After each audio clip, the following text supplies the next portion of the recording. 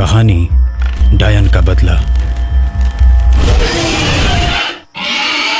भोपाल का विक्रमपुर गांव, जहां की महिलाएं सजने संवरने और साफ सफाई में पूरे देश की महिलाओं से आगे रहती हैं।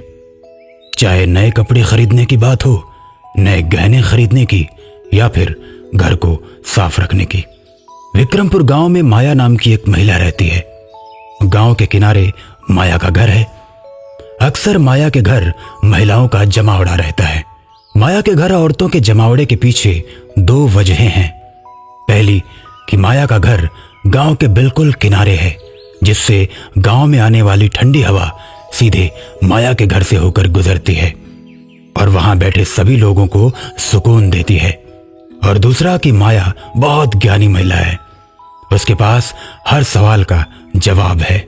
जब भी किसी महिला को कोई बात समझ नहीं आती तो वो सीधे माया के पास आती है और माया मिनटों में उसका भ्रम दूर कर देती है।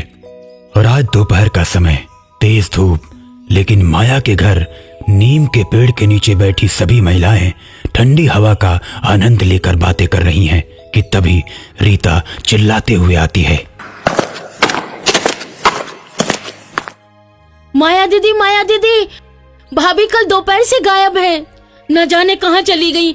हम सबने बहुत ढूंढा, लेकिन उनका कहीं कुछ पता नहीं चला। अभी रीता की बात खत्म भी नहीं हुई होती है कि तभी पूजा दौड़ती हुई आती है।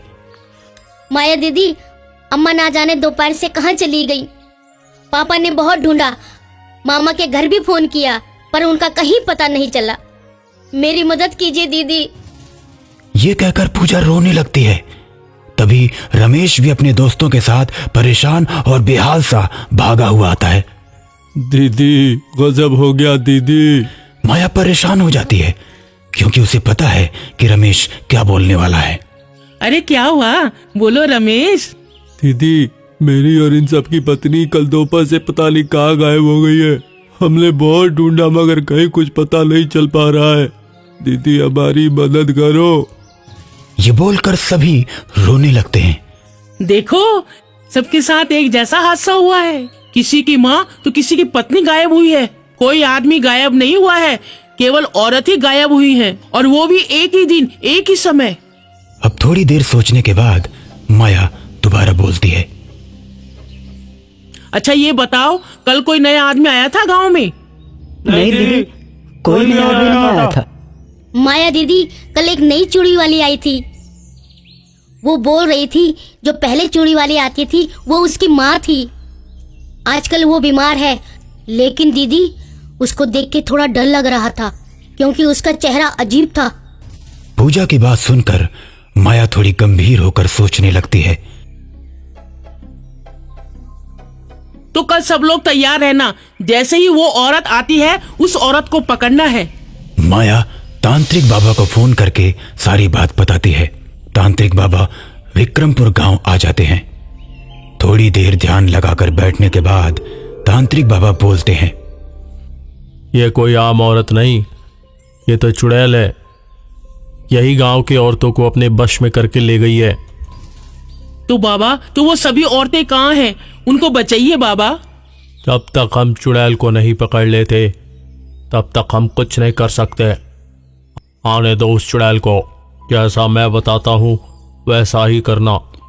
तांत्रिक बाबा गांव वालों को सारी योजना समझा देते हैं। सभी लोग उनकी योजना को अच्छे से समझ लेते हैं। उसके बाद अगले दिन का इंतजार करते हैं। अगले दिन दोपहर जैसे ही 12 बजते हैं तो औरत अपने सिर पर चूड़ी की टोकरी लिए गांव में आती है। चूड़ी पहन लो दीदी, चूड़ी चूड़ी पहन लो, चूड़ी रंग बिरंगी चूड़ी, सुनहरी चूड़ी। तांत्रिक बाबा की योजना के अनुसार राधिका चूड़ी वाली को आवाज लगाती है। अरे ओ बहन, यहाँ आओ, चूड़ियाँ दिखाओ जरा। अभी दिखाती हूँ दीदी। इतना कहकर चूड़ी वाली औरत राधिका के पास पहुंच जाती है। थोड़ी देर देखने के बाद राधिका चूड़ी पसंद करती है। अच्छा, ये चूड़ी पसंद है आपको दीदी? ठीक है, लाओ हाथ, अभी पहना देती हूँ। और राधिका को चूड़ी पहना देती है। चूड़ी पहनते ही राधिका का दिमाग चकराने लगता है और वो गिर जाती है। सभी लोग योजना के अनुसार छिपकर ये कारनामा देख रहे थे। तभी चूड़ी वाली औरत अपनी टोकरी उठाकर चलने लगती है।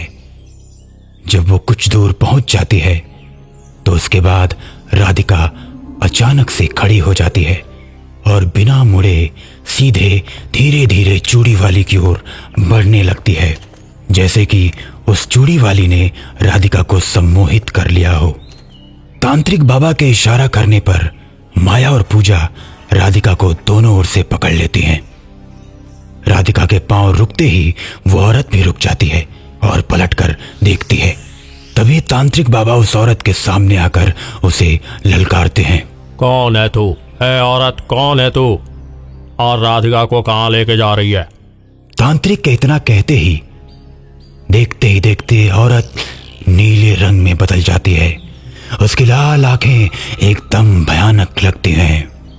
ए तांत्रिक, मेरे रास्ते से हट जा, मेरे सामने टिक नहीं पाएगा। तेरे जैसे कितने ही तांत्रिकों को मैं मार चुकी हूँ। हट जा, नहीं तो तू भी जिंदा बच नहीं पाएगा। मैं यहाँ मरने नहीं बल्कि मारने आया हूँ। रुक, तुझे तेरी औकात दिखाता हूँ। तांत्रिक बाबा जैसे ही कमंडल के जल पर मंत्र पढ़कर चुड़ैल के ऊपर फेंकते हैं, वैसे ही चुड़ैल जंजीरों में बंध जाती है। ए तांत्रिक, मुझे छोड़ दे। मैं समझ गई तू बहुत ताकतवर है, लेकिन मुझे छोड़ दे। मुझे अपना बदला पूरा करने दे, उसके बाद मुझे बांध लेना। बता, क्या है तेरा बदला? तब तुझे मुक्ति दिला दूंगा। अब चुड़ैल के पास कोई चारा नहीं होता, हार कर उसे कहानी बतानी पड़ती है। 20 साल पहले की बात है। मैं इस गांव में चूड़ी बेचने आया करती थी, और भी कई औरतें यहाँ चूड़ी बेचने आया करती थी, लेकिन सब लोग मुझसे ही चूड़ियाँ लेते, क्योंकि मेरी चूड़ियाँ सबसे सस्ती और अच्छी थी। मेरे साथ वाली मालती इसी बात से चिढ़ती थी। एक दिन उसने मेरी टोकरी से सारी चूड़ियाँ निकाल दी और उसकी जगह नकली चूड़ियाँ रख दी। मैंने जिसको वह चूड़ियाँ बेची, सबकी चूड़ियाँ कुछ दिनों में टूट गई। और कुछ दिन बाद जब मैं वापस गांव गई तो मालती वहां चूड़ी बेच रही थी। लोगों ने मुझे देखते ही धक्के मारकर गांव से निकाल दिया और मेरी चूड़ियों को आग की भट्टी में डाल दिया। झूठे इल्जाम का अपमान मैं सहन नहीं कर पाई और मैंने आत्महत्या कर ली। लेकिन सभी औरतें कहाँ हैं जिनको तुम उठा कर ले गई हो? उन सब को मैंने कैद करके रखा है। जैसे ही 100 औरतें हो जाएंगी, मैं उन सबको मार दूंगी। और मालती का क्या किया तुमने? हाँ, सबसे पहले मैंने मालती को ही मारा। जो बुढ़िया यहाँ आती थी वो ही मालती थी। इतना सुनते ही तांत्रिक गुस्से से भर जाता है और बोलता है, तेरा बदला पूरा हुआ, अब तेरी मुक्ति का समय आ गया है। इतना कहकर तांत्रिक बाबा मंत्र पढ़कर चुड़ैल के ऊपर जल फेंकते हैं और चुड़ैल धू धू कर जलने लगती है। इसके बाद चुड़ैल को भी मुक्ति मिल जाती है और गांव की सभी औरतें वापस अपने घर आ जाती हैं।